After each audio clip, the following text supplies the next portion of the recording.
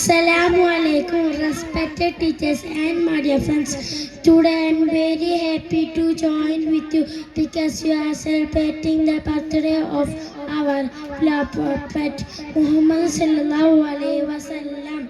So I wanted to share some of my thoughts on the topic Prophet of Mercy.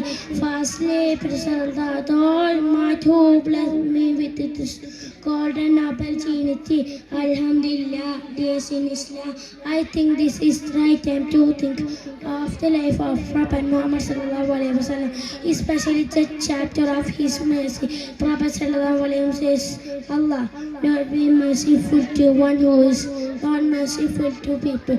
Now it's time to follow the path of Prophet Muhammad sallallahu alaihi wasallam.